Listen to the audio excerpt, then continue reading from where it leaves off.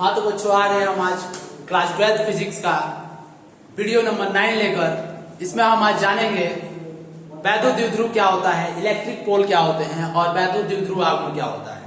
पिछली वीडियो में हम लोगों ने पढ़ा वैद्युत क्षेत्र और वैद्युत क्षेत्र के कारण, किसी आवेश के कारण किसी बिंदु पर वैद्युत क्षेत्र की तीव्रता। आज हम लोग पढ़ने वाले हैं वैद्युत द्विध्रुव तथा वैद्युत द्विध्रुव आघूर्ण। चलिए जानते हैं वैद्युत द्विध्रुव और वैद्युत द्विध्रुव आघूर्ण है क्या। देखिए टॉपिक है हमारा वैद्युत द्विध्रुव, जिसको बोलते हैं इलेक्ट्रिक डाइपोल।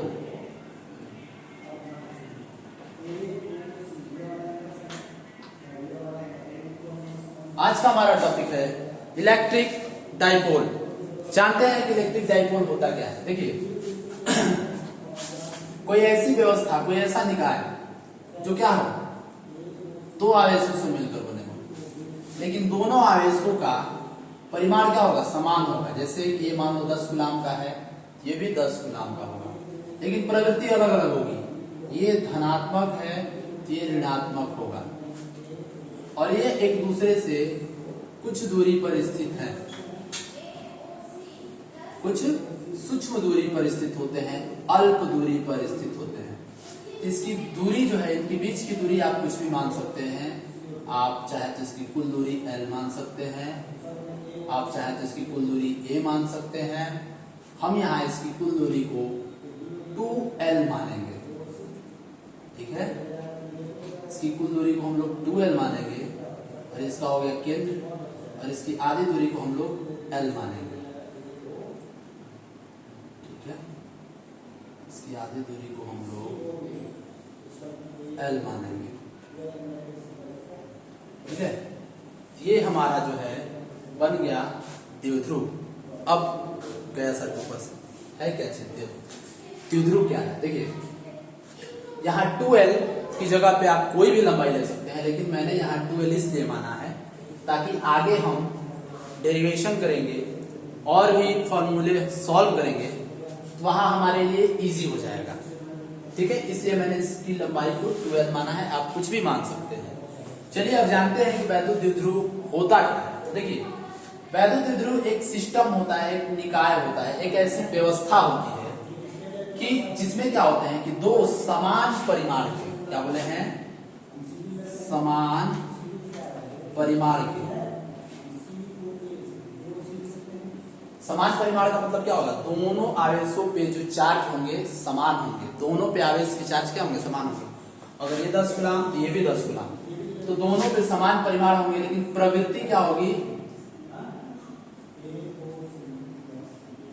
प्रवृत्ति भिन्न होगी। तीसरी चीज, ये क्या रहेंगे, अल्प दूरी पर स्थित रहेंगे, ठीक है। अल्प दूरी पर क्या रहेंगे, स्थित रहेंगे। ये तीन चीजें हैं, और इनसे मिलकर जो निकाय बनता है उसी को हम लोग बोलते हैं वैद्युत द्विध्रुव। अब इसकी परिभाषा बताते हैं। परिभाषा क्या होगी कि दो समान परिमाण परंतु विपरीत प्रकृति से, प्रकृति क्या होगी इसकी, भिन्न मतलब विपरीत भी बोल सकते हैं। विपरीत प्रकृति से, एक धनात्मक और ऋणात्मक, विपरीत प्रकृति से मिलकर बने निकाय को वैद्युत द्विध्रुव कहते हैं। क्या बोले कि दो समान परिमाण, दोनों पे परिमाण क्या समान है, दो समान परिमाण परंतु विपरीत प्रकृति से, इनकी प्रकृति क्या होगी, अलग अलग धनात्मक ऋणात्मक, विपरीत प्रकृति से अल्प दूरी पर स्थित दो आवेशों से मिलकर बने निकाय को वैद्युत द्विध्रुव कहते हैं। परिभाषा देख लेते हैं इसकी क्या हो जाएगी। तो बोले हैं कि दो समान परिमाण परंतु विपरीत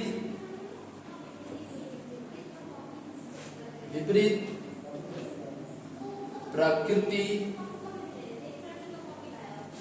प्रवृत्ति विपरीत प्रवृत्ति से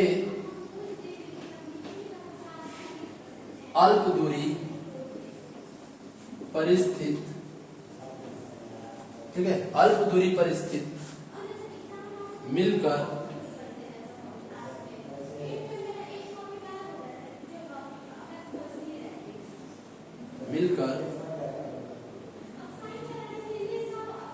आवेशों के निकाय को द्विध्रुव कहते हैं।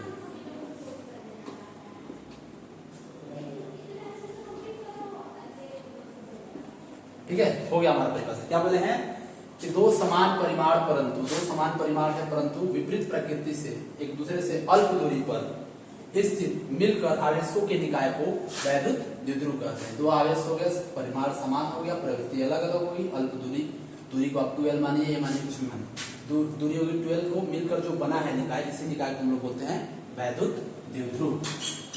ठीक है, ये हमारा हो गया पहला टॉपिक कंप्लीट। आते हैं इसमें एक छोटा सा और टॉपिक है जिसको हम लोग बोलते हैं वैद्युत द्विध्रुव आघूर्ण। वैद्युत द्विध्रुव आघूर्ण, ठीक है, जिसको हम लोग इंग्लिश में बोलते हैं इलेक्ट्रिक डाइपोल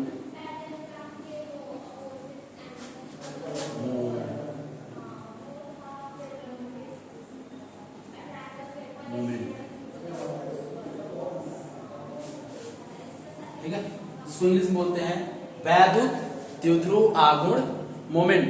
ठीक है, अब ये है क्या, ये क्या चीज है, तो होता क्या है, ये जो हम दो ध्रुव बनाए हैं, इन दो द्विध्रुव में से किसी एक आवेश का परिमाण, ये माइनस चिन्ह की प्रवृत्ति बता रहा है कि ऋणात्मक या धनात्मक है, तो वैद्युत द्विध्रुव क्या होता है, इन दोनों में से किसी एक का परिमाण ले लेते हैं। मतलब ये भी 10 कूलम है, ये भी 10 कूलम है, प्रवृत्ति अलग अलग है, तो किसी एक आवेश का परिमाण यानी किसी एक Q को ले लेते हैं और इनके बीच की जो भी लंबाई है, आप A माने होंगे तो A, B माने होंगे तो B, और मैंने यहाँ इसकी लंबाई माना है 12। तो इन दोनों का जो गुणनफल लेते हैं उसी को हम लोग बोलते हैं वैद्युत द्विध्रुव आघूर्ण, और इसको प्रदर्शित करते हैं P से।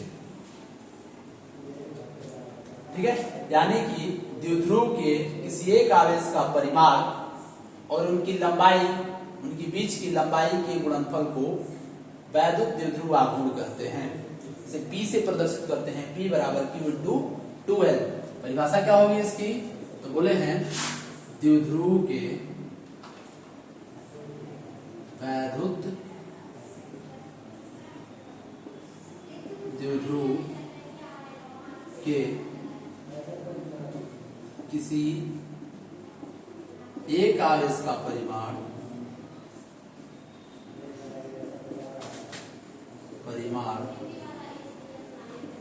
तथा उन दोनों आवेशों के बीच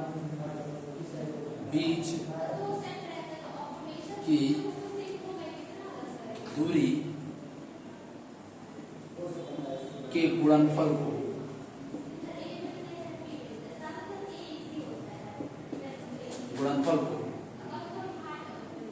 वैद्युत द्विध्रुव आघूर्ण कहते हैं।